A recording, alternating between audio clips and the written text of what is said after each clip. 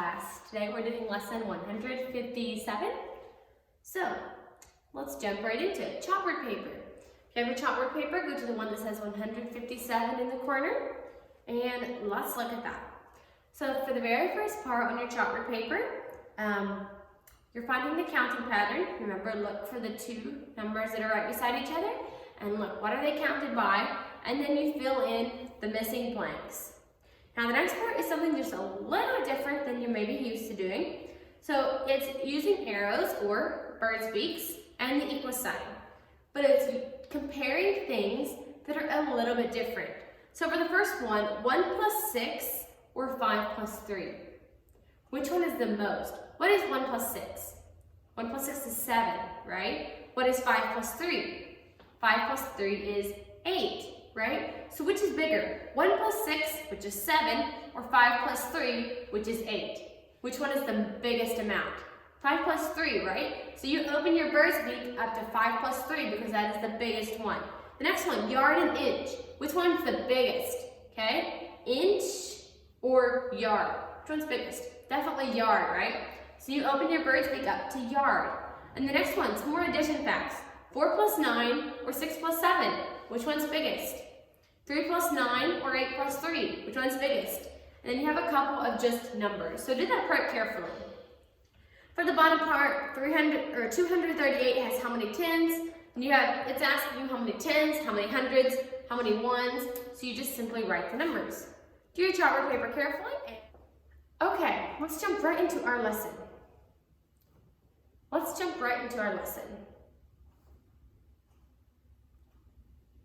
Okay, let's look at our lesson. Lesson 157 today. So yeah, first part we're going to do it in class. I'm going to give you math facts. You write the answers for it. So grab your pencils and let's do numbers 1 through 6 in class. Number 1, 5 plus 8. 5 plus 8. Number 2, 12 minus 4. 12 minus 4. Number 3, 11 minus 2. 11 minus 2. Number 4, 5 plus 7.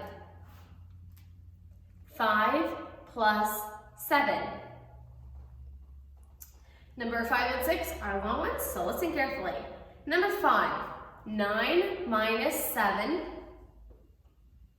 plus 6. 9 minus 7 plus 6.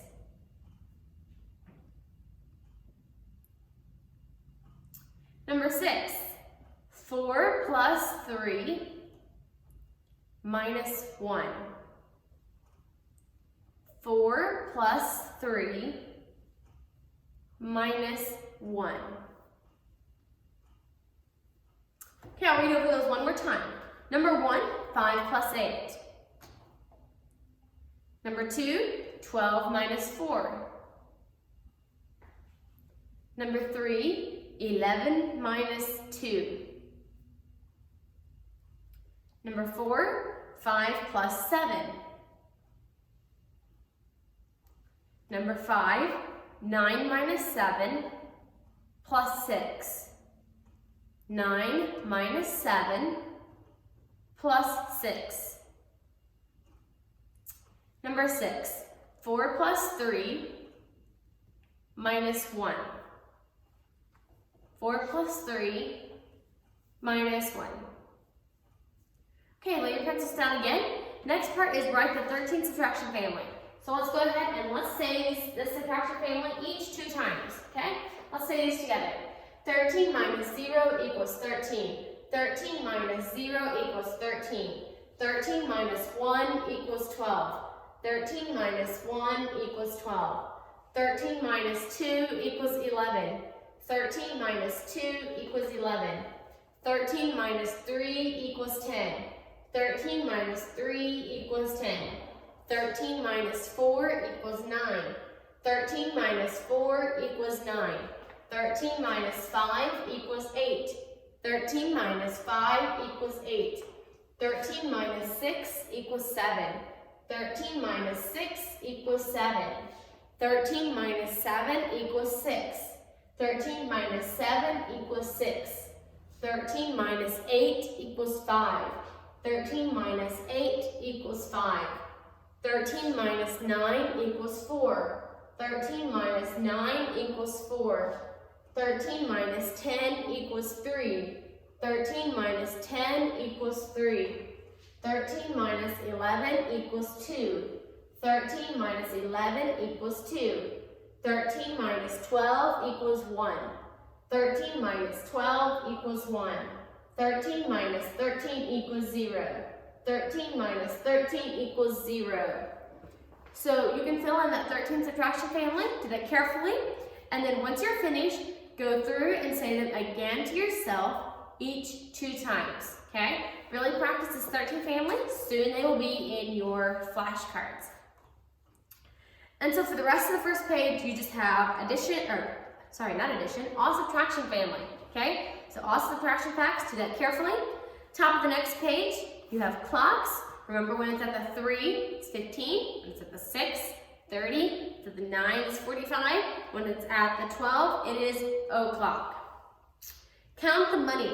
Now these coins are all mixed up, so again, start with the quarter, then go to the dimes, then do the nickels, and then do the pennies. Okay, so your numbers will be all mixed up down at the bottom. And the rest of the lesson is addition and subtraction, horizontal, mixed. You have a speed drill today. It is subtraction, and the 13s are not on there yet today. So do your speed drill carefully. Have your mom set the timer for you for 1 minute. See if you can finish that in 1 minute. Okay, on your worksheet paper, you are writing numbers from 189 to 288 by ones. Be sure to count each row after you're finished. That way you don't have to redo the whole paper because you made a mistake somewhere close to the top. So recount each row after you're finished with it.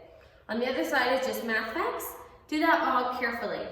Now, for the very last thing that we're going to do, we're going to count out a little bit of money. So like you would in a store, we're going to count out some money. We're going to erase our 13 family here. If you need this 13 family when you're doing your work, you can skip back in the video to where we were saying this together and copy them from there.